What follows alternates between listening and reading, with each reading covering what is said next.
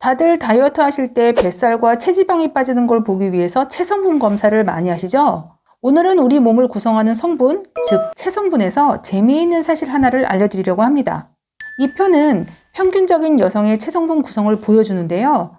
바람직한 상태의 몸은 이렇게 몸을 구성하는 성분들이 필요한 만큼씩 존재하면서 서로 균형을 이루고 있어야 합니다.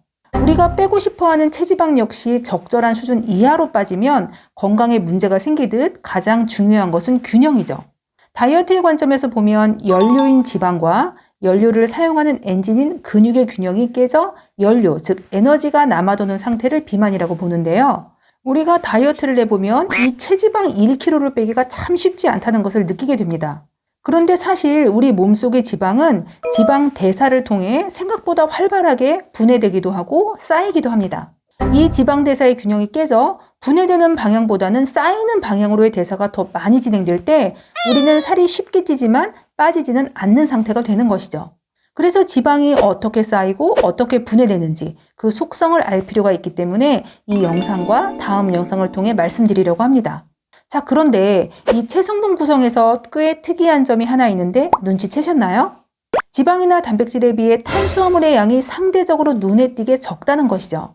보건복지부에서 권장하는 음식 에너지의 섭취 비율은 탄수화물이 55에서 65%로 단백질이나 지방에 비해 비율이 절대적으로 높습니다.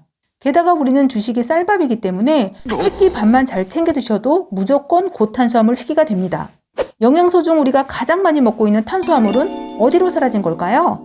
우리가 탄수화물을 섭취했을 때 그 탄수화물이 저장되는 곳은 오직 간과 근육입니다. 그런데 이 저장량이 상당히 적어 간에 0.1kg 정도, 근육에 0.2에서 0.4kg 정도로 극소량에 불과하죠.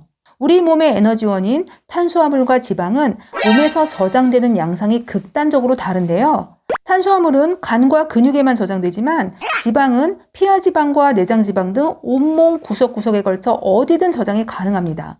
저장량 또한 탄수화물처럼 찔끔이 아니라 거의 무한대에 가깝죠. 우리가 한도 끝도 없이 살찔 수 있는 이유가 여기에 있기도 합니다.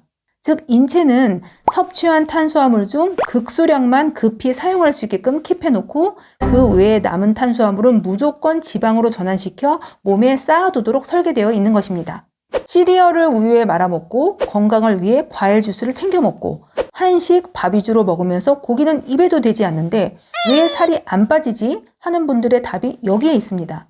모두 고탄수화물 식단이기 때문에 이런 탄수화물은 특히 간이나 내장으로 가서 차곡차곡 쌓여 체지방을 늘리게 됩니다. 즉 과도한 당질 섭취는 생태계의 황소개구리처럼 우리 몸의 대사 시스템을 교란시켜 특히 뱃살과 내장 지방의 주범으로 작용하는 것이죠. 또한 음식은 적게 먹지만 디저트 등의 단 것이나 음료수로 칼로리를 주로 때우는 분들이 체중은 정상이지만 배만 볼록 나온 마른 비만 유형이 되는 것이기도 합니다. 그렇기 때문에 특히 지방간을 개선하고 내장지방을 빼고자 하신다면 1차적으로 과도한 당질을 적정 수준으로 끌어내리는 것이 매우 중요한 것입니다. 자, 그렇다면 다음 시간에는 체지방이 왜 쉽게 빠지지 못하는지 그 이유에 대해 알아보도록 하겠습니다. 그럼 다음 영상에서 뵙겠습니다. 감사합니다.